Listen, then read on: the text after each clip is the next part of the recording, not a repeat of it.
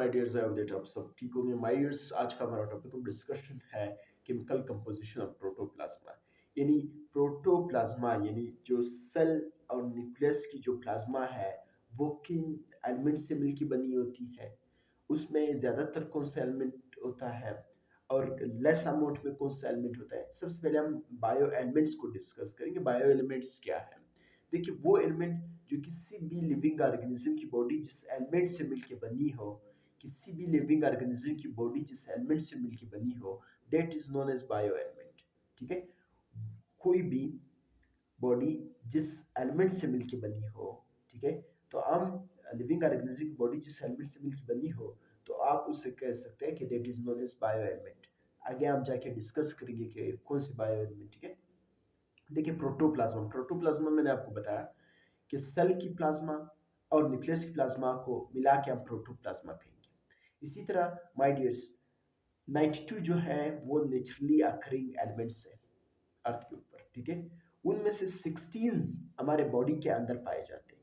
Human body is composed of only 16 of these bio element, यानी 92 natural elements है जिसमें से 16 हमारे बॉडी के अंदर पाए जाते हैं। यानी हमारी बॉडी की कंपोजिशन इन 16 बायो एलिमेंट से मिलकर बनी होती है। कौन कौन सी बायो एलिमेंट से मिलकर बनी होती है आगे जाके हम देखेंगे। The 6 common bioelement that constitute 99% of the protoplasma are called major bioelement। जो ये 6 बायोएलिमेंट है जैसे oxygen, carbon, hydrogen, nitrogen, calcium, phosphorus, इनसे 99% जो है हमारी बॉडी जो है वो इन एलिमेंट से मिलकर बनी होती है। तो ये ज्यादातर 99% है, यानी मिकदार अमाउंट में ज्यादा है, जिसकी वजह से हमने इन्हें कहा मेजर एलिमेंट्स।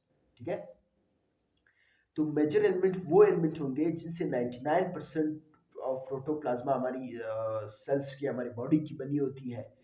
तो ये 6 है जिसमें oxygen, carbon, hydrogen, nitrogen, calcium, phosphorus. ठीक है, और यहाँ पे आप परसेंटेज भी इनको याद रख सकते हैं। ये percentage 65 oxygen, carbon 18, hydrogen 10, nitrogen 3, calcium 2 और फास्फोरस 1। ठीक है, ये भी आपसे पूछा जा सकता है।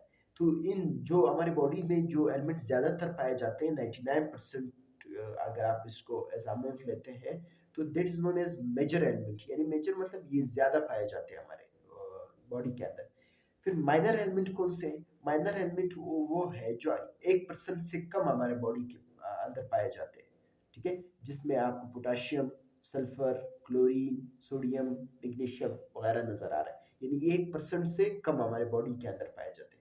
फिर वो एलिमेंट जो 0.01%, लेस देन 0.01%, ठीक है, उस एलिमेंट को हम फिर कहेंगे कि ट्रेस एलिमेंट है। यानी 0.01% से भी कम जो हमारे बॉडीज के अंदर पाए जाते हैं, that is known as trace element, जिसमें आयरन है, कॉपर है, मैग्नीज है, जिंक है।